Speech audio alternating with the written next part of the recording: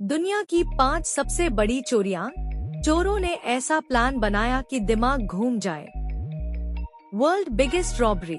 चोरियों पर ऐसे तो आपने कई वेब सीरीज और फिल्में बनती देखी होंगी। कुछ समय पहले ही मनी हाइस्ट नाम की एक वेब सीरीज नेटफ्लिक्स पर आई थी, जिसका क्रेज पूरी दुनिया के दर्शकों पर देखा गया। यह वेब सीरीज कुछ ही दिनों में इतनी लोकप्रिय हो गई कि नेटफ्लिक्स पर टॉप में चल रही थी। खैर, ये तो हो गई रियल लाइफ की बात, लेकिन आज हम आपको रियल लाइफ की उन 5 बड़ी चोरियों के बारे में बताएंगे जिनके बारे में सुन तक आपके होश फाख्ता हो जाएंगे। ये इतनी बड़ी चोरियां हैं कि इन पर कई भाषाओं में फिल्में और वेब सीरीज भी बनाई गई हैं। ब्राजील के फोर्टलेजा की चोरी। ब्राजील के फोर्टलेजा में हुई चोरी दुनिया की सबसे बड़ी चोरियों में से एक है। यहाँ के एक बैंक में कुछ चोरों ने इस तरीके से चोरी की कि आज भी लोग उसके बारे में पढ़कर हैरान होते हैं। दरअसल यहाँ साल 2005 में चोरों ने पहले बैंकों सेंट्रल बैंक की एक ब्रांच के पास रेंट पर एक कमर्शियल प्रॉपर्टी ली और फिर उसमें कंस्ट्रक्शन का काम शुरू करा दिया। ये सब उनके प्लान का हिस्सा था। असलियत में ये चोर बैंक में डकैती डालने के लिए 256 फीट की टनल खोद रहे थे, जो सीधे बैंक के वॉल्ट में निकलनी थी।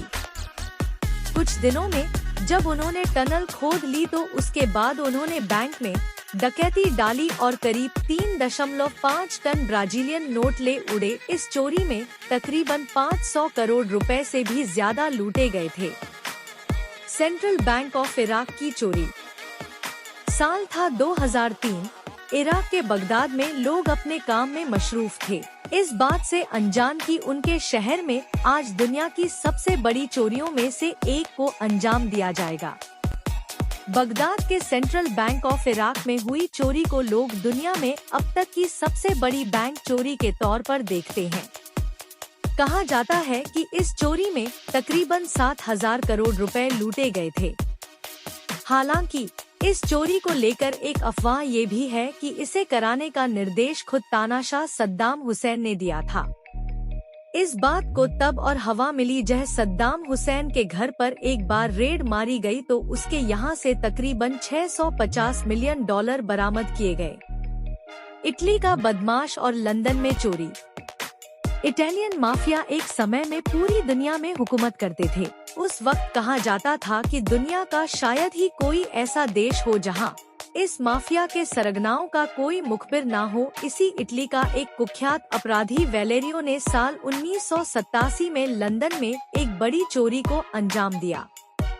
दरअसल 1987 में इटली के कुख्यात अपराधी वेलेरियो ने लंदन में एक बैंक में चोरी करने का प्लान बनाया और करीब 800 करोड़ रुपए बैंक से उड़ा दिए। हालांकि यह चोरी इतनी आसानी से की गई थी कि इस पर कोई फिल्म नहीं बनी। दरअसल वेलेरियो अपने एक साथी के साथ लंदन के एक बैंक में खाता खुलवाने गया, लेकिन वहां पहुंचकर उसने मैनेजर को ही बंदी बना लिया। मैनेजर को बंधक बनाने के बाद उसने अपने बाकी के साथियों को अंदर बुलाया और उन सभी ने बैंक से तकरीबन 800 करोड़ रुपए उड़ा लिए।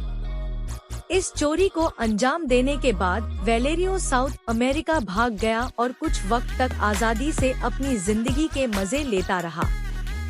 हालांकि उसकी एक छोटी सी भूल ने उसे जेल के पीछे पहुंचा दिया। दरअसल वेलेरियो अपनी फरारी कार को शिप कराने इंग्लैंड लौटा था और वहीं से उसे लंदन पुलिस ने गिरफ्तार कर लिया। रॉयल मेल ट्रेन की चोरी।